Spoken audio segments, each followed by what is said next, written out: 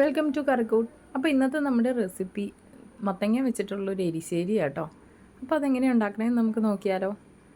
3/4 cup വൻപയർ ഞാൻ തലേ ദിവസം തന്നെ വെള്ളത്തിൽ കുതിർക്കാൻ ഇട്ടിട്ടുണ്ടായിരുന്നു. അതല്ല ഇപ്പം നമ്മൾ ഇതാ എടുത്ത് ഞാൻ ഈ മൺചട്ടിക്ക് അതാട്ടോ ഇത് വേവിക്കാൻ പോകുന്നത്. നിങ്ങൾ കുക്കറിൽ വേവിക്കുന്നതാണെങ്കിൽ അങ്ങനെയും കുഴപ്പമില്ല. ആവശ്യത്തിന് വെള്ളം ഒഴിച്ച് നമ്മളത് വേവിക്കാൻ വെച്ചിട്ടുണ്ട്. ആ സമയത്ത് നമുക്ക് ഇതിലേക്ക് ചേർക്കാനായിട്ടൊരു അരപ്പ് തയ്യാറാക്കാം.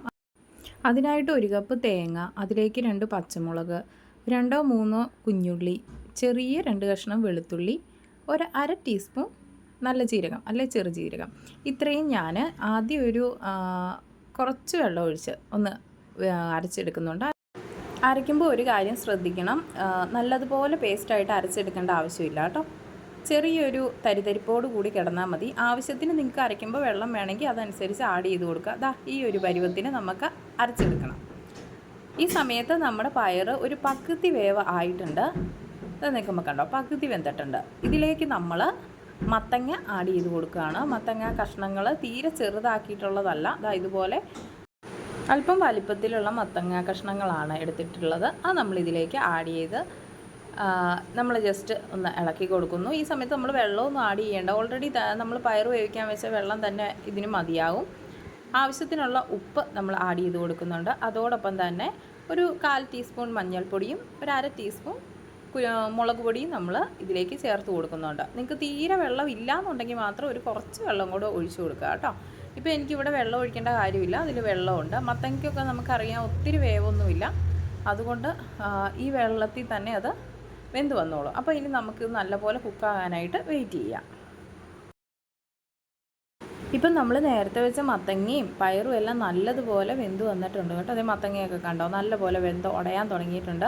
ഈ സമയത്ത് നമുക്കത് നന്നായിട്ട് മത്തങ്ങ ഒന്ന് നന്നായിട്ട് ഉടച്ചു കൊടുക്കണം. നല്ലപോലെ ഒന്ന് ഞെക്കി അതെല്ലാം നന്നായിട്ട് ഉടച്ചു കൊടുക്കണം. എന്നാലാണ് അത് അതിനോട് ചേർന്ന് നല്ലൊരു ടേസ്റ്റ് വരുവോളെ. അതിനാണ് നമ്മളിങ്ങനെ ഉടച്ചു കൊടുക്കുന്നത്. ഇതിലേക്ക് നമ്മൾ നേരത്തെ അരച്ചു വെച്ചിരിക്കുന്ന നമ്മുടെ അരപ്പ് ആഡ് ചെയ്ത് കൊടുക്കാം. എന്നിട്ട് എല്ലാം കൂടി നന്നായിട്ടൊന്ന് മിക്സ് ചെയ്യണം. നല്ലതുപോലെ മിക്സ് ചെയ്ത് ആ അരപ്പും കൂടെ ഒന്ന് നന്നായിട്ട് ചൂട് കയറണം. നിങ്ങൾ ഈ ചാനൽ സബ്സ്ക്രൈബ് ചെയ്യാൻ മറന്നു പോകല്ലേ. ഷെയർ ചെയ്യാനും ലൈക്ക് ചെയ്യാനും കമൻറ്റ് ചെയ്യാനും ഒക്കെ ഓർക്കണം കേട്ടോ. ഇനി അതിലേക്ക് നമുക്ക് ഒരു താളിപ്പാണ് കൊടുക്കാനുള്ളത്. അതിനായിട്ട് നമ്മൾ ഒരു പാത്രം വെച്ചിട്ടുണ്ട്. അതിലേക്ക് കുറച്ച് വെളിച്ചെണ്ണയാണ് ഇതിന് ഏറ്റവും നല്ലത് കേട്ടോ. വെളിച്ചെണ്ണ തന്നെ എടുക്കാനായിട്ട് ശ്രദ്ധിക്കുക. അതിലേക്ക് നമ്മളൊരു 1/2 ടീസ്പൂൺ കടുക് ആഡ് ചെയ്ത് കൊടുക്കുന്നുണ്ട്. അപ്പോൾ കടുകൊക്കെ ഇപ്പോൾ ഒരുവിധം നല്ലപോലെ പൊട്ടി വന്നിട്ടുണ്ട്. അടുത്തതായി ഇതിലേക്ക് നമ്മൾ ചേർക്കുന്നത് വറ്റൽമുളക്, പിന്നെ ഒരല്പം കറിവേപ്പില. വറ്റൽമുളക് കരിഞ്ഞു പോകാതിരിക്കാൻ ശ്രദ്ധിക്കണം. അതുകൊണ്ട് പെട്ടെന്ന് തന്നെ ഫ്ലെയിം സിമ്മിലേക്ക് ആക്കിയതിന് ശേഷം പെട്ടെന്ന് തന്നെ ഇളക്കിയെടുക്കണേ.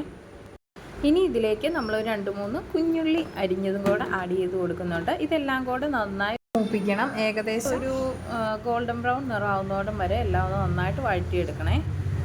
അതിനുശേഷം ഒരു പിടി തേങ്ങ നമ്മളിതിലേക്ക് ആഡ് ചെയ്യുന്നുണ്ട് കേട്ടോ. തേങ്ങയും കൂടെ ആഡ് ചെയ്ത് നമ്മൾ ഇത് നല്ലതുപോലെ ഇളക്കി ആ തേങ്ങ ഇതുപോലെ ഒരു ഗോൾഡൻ കളർ ആകുമ്പോഴത്തേക്കും നമ്മുടെ ഫ്ലെയിമൊക്കെ ഓഫ് ചെയ്ത് നമുക്ക് അത് ചൂടോടുകൂടി തന്നെ നമ്മുടെ എരിശ്ശേരിയിലേക്ക് ആഡ് ചെയ്ത് കൊടുക്കാം. എന്നിട്ട് ഇതെല്ലാം കൂടി നല്ലതുപോലെ ഒന്ന് മിക്സ് ചെയ്തെടുക്കുക കേട്ടോ.